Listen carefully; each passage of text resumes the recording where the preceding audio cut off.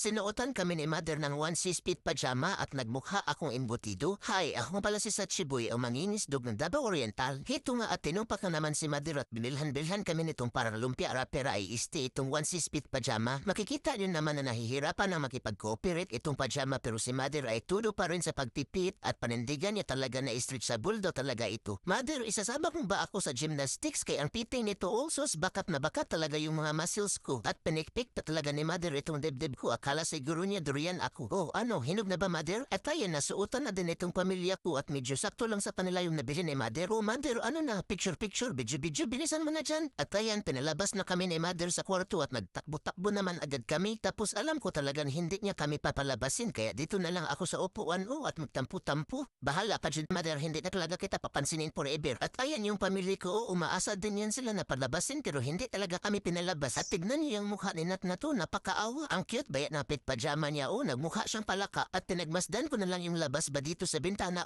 tirik na tirik yung araw ba. Nagmukha tuloy ako ditong imbutidong pinasok sa ubin. Grabe talaga nakumpi itong pajama mo mother.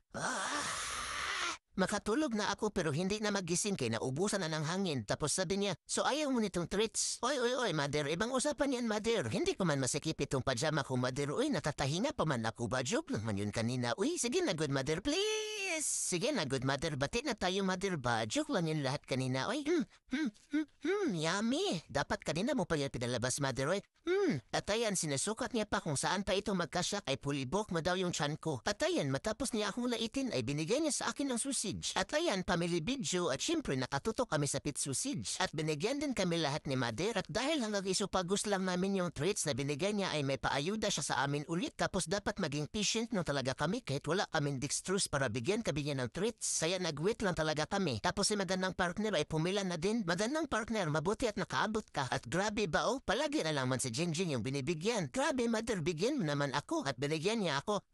Nakikita kaya ng kamera ang pagiging unfair ni mother. Wait lang, check ko kung naka-play ba ito. Siguraduhin ko talaga ba na naka-record ito kay para makita yun ninyo kung may favoritism ba itong si mother. At ayan, habang sinecheck ko yung camera abay nakarami na si Jingjing. Ay, hindi yan pwede mother, hindi yan pwede ha. Bigyan mo ako, bigyan mo ko.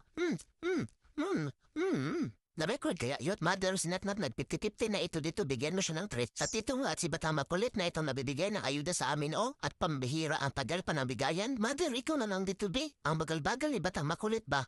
Ha? Ay, ito na pala.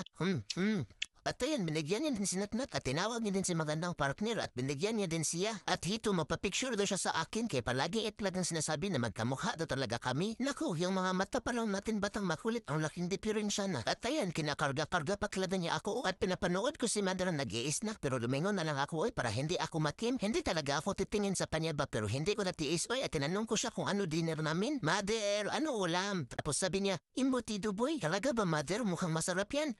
Tapos sabi niya, maligo ka na, papakuluan kita. Pambihira, ako pala yung ulam. Layo muna ako kay mother. Uy, kay imbutido naman yung paningin niya sa akin. Need ko na talaga sigurong mag-diet, mag-exercise na siguro ako, no? Hays, iniisip ko pala nakakapagod na. Pero need talaga mag-diet, uy, para healthy tayo ba at para magkasya pa ang mga damit natin. Kaya ako, mababago na ako. Magbabago na ako ng size ng damit from XL ay magdo-double XL na ako. Eh!